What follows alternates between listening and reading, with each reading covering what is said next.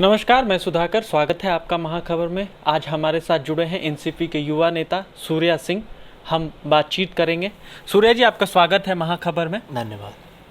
आपके क्षेत्र में लगातार पिछले विधायक रहे हों, आपके यहाँ लगातार ये खनन और क्रशर माफिया जो हैं लगातार एक्टिव रहे। पिछले विधानसभा विधायक जो थे उनका संरक्षण भी प्राप्त रहा, लेकिन क्षेत्र में ये लगातार बात थी कि आप आएंगे तो उन पे नकेल कसा जाएगा। जनता ने इसीलिए चुना भी था, आपको वोट भी दिया था। क्या उस पे काम हो रहा है? देखिए, मुझे पता है जनता को इस चीज़ को लेके बहुत आक्रोश है, क्योंकि कोई क्रशर और माइंस के लोग बहुत ज़्यादा गलती कर रहे हैं, अवैध रूप से खनन कर रहे हैं, ओवरलोडिंग कर रहे हैं, किसी के पास तो परमिशन भी नहीं है। और मुझे ये भी पता है कि ये जो पहले से जो सिस्टम था इसमें बहुत लोग इन्वॉल्व हैं, बहुत लोग की मिली भगत से ऐसा हो पाया। अगर हम लोग ऐसा रहते तो ऐसा नहीं होता। लेकिन अब हमने लोगों ने वार्निंग दिया है, सब लोगों का चेकिंग हो रहा है, सब लोगों का डॉक्यूमेंट्स हम लोग खुद कर रहे हैं। इसमें हम लोगों ने एनजीओ, यहाँ तक कि सुप्रीम कोर्ट के भी लॉयर को इन्वॉल्व किया है। और आपको मैं ये आश्वस्त कराना चाहता हूँ कि जो लोग नियम कानून पालन नहीं करेंगे या गलत करेंगे उनके ऊपर कार्रवाई होगी। और सबसे बड़ी बात है कि देखिए, बस हम लोग बोलते नहीं हैं। जैसे आज से पहले, कुछ महीने पहले बालू माफिया का मुद्दा उठा था। तो बालू माफिया का मुद्दा जब उठा तो होता था कि भाई बालू जो माफियागिरी या जो लोग ऐसे ले जाते हैं ये अवैध रूप से, वो 100-100 ट्रक ले जाते हैं, वो पुलिस या पदाधिकारी लोग नहीं रोकते हैं। और एक गरीब अपने घर बनाने के लिए एक ट्रैक्टर भी बालू ले जाता है तो उसको पकड़ के जेल में डाल दिया जाता है। तो मंत्री जी ने इस मुद्दा को विधानसभा में उठाया और देखिए उसकी जीत हुई। और हम लोगों ने ये नियम पास करा दिया कि अब गरीब अगर लेकर के एक अपने घर के लिए ले जा रहा है तो उसको कोई रोकेगा नहीं, रोकेगा तो उसके ऊपर कार्रवाई होगी, चाहे कोई भी अधिकारी हो। तो उसी तरीके से हम लोगों ने यहाँ पे क्रशर माइंस वाले लोगों को नोटिस दिया हुआ है। इन लोग हमको अभी जवाब दे रहे हैं। जिनका जवाब सही रहेगा वो ठीक है, नहीं तो विधानसभा में भी सवाल उठाना पड़ेगा, तो हम लोग सवाल उठाएंगे। और अगर कोई अधिकारी इनको सपोर्ट कर रहा है, कोई गलत काम में इनका बस बढ़ावा दे रहा है, तो उसकी तो नौकरी जाएगी ही, उसके ऊपर इंक्वायरी भी होगी।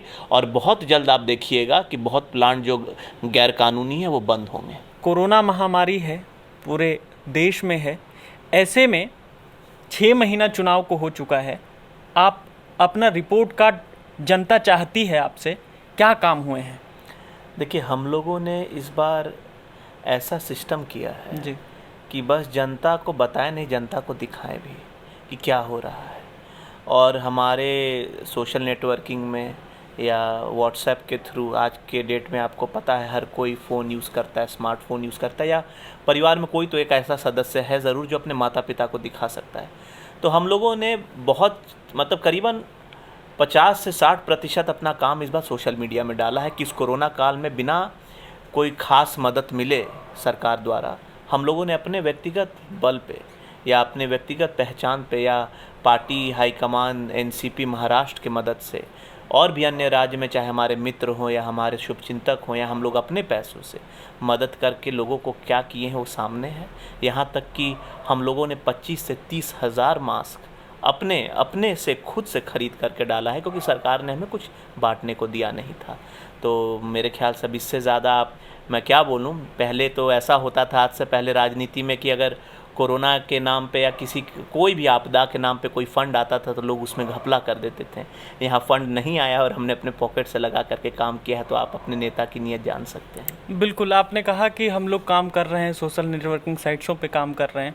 कई दफ़े भाजपा के नेता और भाजपा के प्रवक्ता कहते हैं कि अब ये ट्विटर सरकार है। मुख्यमंत्री को भी कहते हैं, आप लोग भी बाकायदा वहाँ बहुत अच्छा काम चल रहा है। तो क्या ऐसा तो नहीं है कि सारा काम ट्विटर पे ही चल रहा है और ज़मीन पे कुछ नहीं है? नहीं, देखिए, हम किसी पार्टी, चाहे भाजपा हो या यूपी, उस पर कोई कटाक्ष नहीं करना चाहेंगे, लेकिन वो लोग जो खुद वर्चुअल रैली कर रहे हैं और खुद टेक्नोलॉजी में इतना आगे हैं, अगर वैसा बोले तो शोभा नहीं देता है। और जहाँ तक हम हैं, हम बस रैली नहीं कर रहे हैं, हम कोई चुनावी एजेंडा नहीं कर रहे हैं। मेरे सोशल मीडिया में वो चीज़ दिख रहा है जिसमें हम लोगों ने मदद किया है, और उसमें मैंने बोला भी है, क्रॉस चेक भी कर लें लोग। और इसीलिए आज इसी का परिणाम है कि लोगों को एक आस्था बढ़ा है विधायक जी के अंदर। तो आप कह रहे हैं काम हो रहा है, सरकार यूपीए की है, मंत्री जी जाके वहाँ समर्थन भी देते हैं सरकार को, लेकिन बावजूद इसके आपके यहाँ जो बिजली की समस्या हैं और ऐसे कई समस्याएं हैं जो सॉल्व नहीं हो रही हैं, जिसका कोई परिणाम नहीं दिख रहा है ज़मीन पर। लोग रुष्ट हो रहे हैं, लोग विधायक के लिए पर्चियां भी लगा रहे हैं घर पर कि बिजली नहीं तो वोट नहीं। संज्ञान में है बात, क्या है बात? देखिए, पहली बात जो आप समर्थन के मुद्दे पे बोल रहे हैं, सरकार को हम लोगों ने समर्थन दिया है, तो सरकार को हम लोगों ने समर्थन दिया अच्छा काम करने को। उस समर्थन के बदले हमें ना कोई पद मिला है, ना कोई हमें कुछ वैसा चीज़ मिला है कि हम उसके चलते सरकार को, अगर सरकार ने अच्छा काम किया तो समर्थन जारी रहेगा, और अगर सरकार ने अच्छा काम नहीं किया तो समर्थन के बारे में हम लोग सोचेंगे। और जहाँ तक बिजली की बात है, बिजली की बात से मैं खुद ही बहुत ही निराश हूँ, क्योंकि मेरे पिता ही जी थे कि जो 2 घंटा बिजली को 20-22 घंटा बिजली किए हैं। और हाँ, अभी बहुत ज़्यादा दिक्कत हो रही है, इसीलिए बिजली बोर्ड के चेयरमैन से मेरे पिताजी ने बात की, पत्र लिखा, मुख्यमंत्री जी से खुद मुलाकात करके की।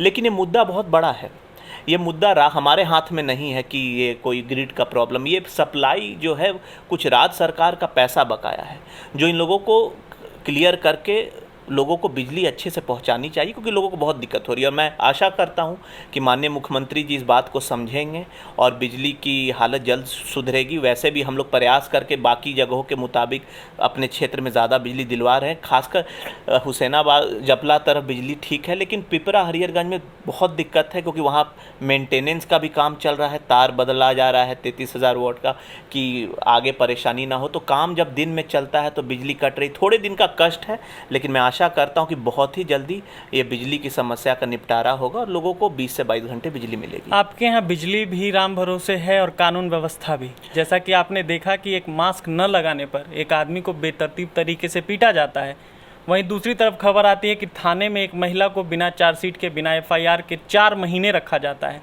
संज्ञान में है मामला? बिल्कुल संज्ञान में है, और इस पे हम लोगों ने एक्शन भी लिया, और चीज़ें राम भरोसे नहीं, सरकार भरोसे हैं जी। लोगों ने जो चुना है सरकार को, सरकार ही अब उनके भगवान राम का रूप लेकर के काम करे तो अच्छा लगेगा कि, और मैं भी यही उम्मीद करता हूँ। बिल्कुल आपने सही बोला, अभी बिजली जैसा होगी सरकार के भरोसे चल रही है, और मैं चाहता हूँ कि सरकार अपना भरोसा ठीक करे और जल्दी से बिजली करे। और जहाँ तक ये थाना का मामला है, इस चीज़ को हम लोगों ने खुद संज्ञान में लिया। मंत्री जी ने ट्वीट किया, चाहे वो SP हो, चाहे DGP ऑफिस हो या मुख्यमंत्री ऑफिस हो, और इसका परिणाम हुआ आपने देखा कि जो सिपाही निलंबित भी हुए हैं।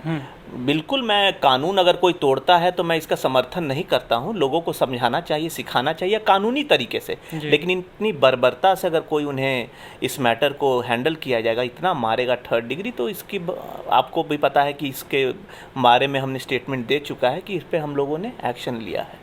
जी, आपने एक्शन लिया, ठीक है। इसके बाद आपके यहाँ अभी पूरे देश में कोरोना से सब लोग त्रस्त हैं, चुनाव में भी थे, तो लगातार हमने सुना कि आप बेरोजगारी पर, युवाओं पर, नौजवानों पर बात करते रहे।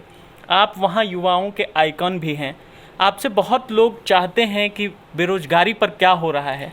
जनता जो आपके बेरोजगारी अब बढ़ी है, वो आपसे जानना चाहती है कि बेरोजगारी पर विधायक जी या आप क्या करेंगे। देखिए, अभी जो स्थिति है सुधाकर, ये आपसे छुपा नहीं है।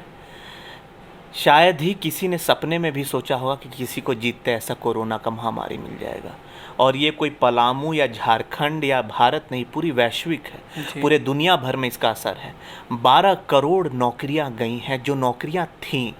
हमारे यहाँ तो नौकरियां ही नहीं थीं, लेकिन जो नौकरियां थी किसी ने नहीं सोचा था, हमने भी नहीं चुनाव में सोचा था कि जीत के कोरोना मिलेगा, लेकिन जैसे ही मिला, हमने कोरोना को जब अपने से इतने अच्छे से टैकल किया, इतने अच्छे से उसको हम लोगों ने संभाला, कोरोना को जितना हो सके, अब बिना संसाधन ज़्यादा मिले अपने तरीके से, तो ये विश्वास रखिए कि आगे, हाँ, ये मैं मानता हूँ कि चुनौतियाँ 1000 गुना बढ़ गई हैं। काश वो यही दुनिया रहता जो जनवरी चुनाव से पहले था, तो अभी तक वहाँ पर कुछ ना कुछ आपको दिखना शुरू हो जाता।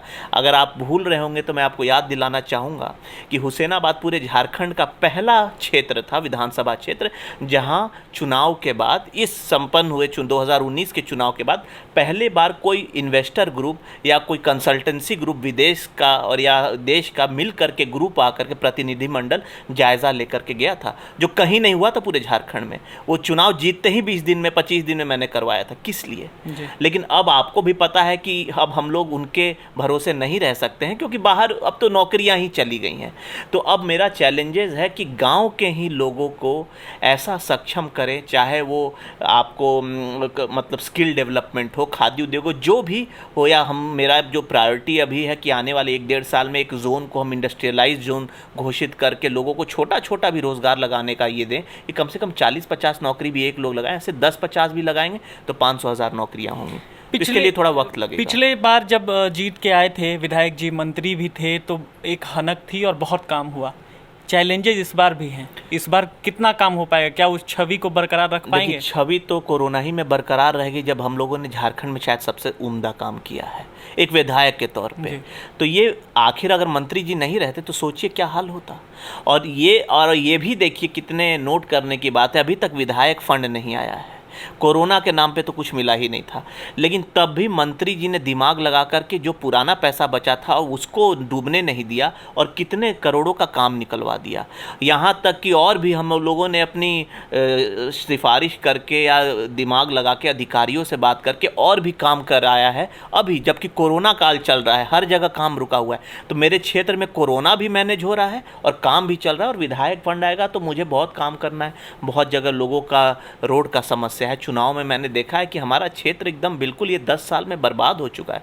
जो हम लोगों ने शुरुआत की थी, मुझे ITI चालू करवाना है, सबसे बड़ी जो चुनौती आपको मैंने बोला है रोज़गार की, वो उसमें मुझे दिमाग लगाना है। तो आपको भी पता है कि इस 4 साल में अस्थिर ऐसे बैठने वाला नहीं हूँ, मैं कुछ ना कुछ करते ही रहूँगा, और जितना मैं सक्षम रहूँगा चुनौती के बावजूद करते रहूँगा। तो कुछ महत्वाकांक्षी योजनाएं जो चुनाव के पहले अलग चीज़ें थी और अब अलग हैं, तो कुछ महत्वाकांक्षी योजनाएं जो आप अपने क्षेत्र में आप लाना चाहते हो वो जनता को बताइए, क्या ऐसी योजनाएं हैं? देखिए, चुनाव से पहले एक दूसरी दुनिया थी जी, और चुनाव के बाद अब दूसरी दुनिया, ये सबको पता है।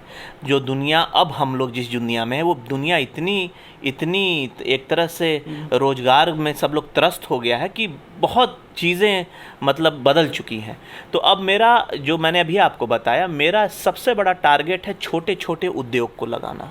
क्या ज़रूरी है कि अब 1000 और 2000 का प्लांट लगेगा? जो चीज़ अब दिल्ली बॉम्बे में नहीं लग रहा है, अगर मैं बोलूँगा कि मुझे जपला में लग जाएगा तो मैं अपने आप को धोखा दे रहा हूँ, जनता को धोखा दे रहा हूँ। हाँ, 4 महीने पहले ऐसी सुविधा थी, हो सकता था, लेकिन अब दुनिया बदल चुका है।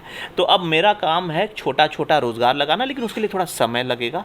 उसके लिए हम बात भी कर रहे हैं, आगे भी इस पर हम लोग विचार विमर्श कर रहे हैं। मेरे ख्याल से 1-1.5 साल में कुछ ना कुछ आपको दिखेगा। आपने देखा, ये हमारे साथ सूर्या सिंह थे, युवा NCP नेता, जो लगातार क्षेत्र की समस्याओं पर, बेरोजगारी पर, कोरोना पर, तमाम मुद्दों पर बातचीत कर रहे थे। बड़ी मुखरता से अपनी राय रखी। ऐसे अगले शख्सियत से मिलने के लिए जुड़े रहें महाखबर के साथ। धन्यवाद।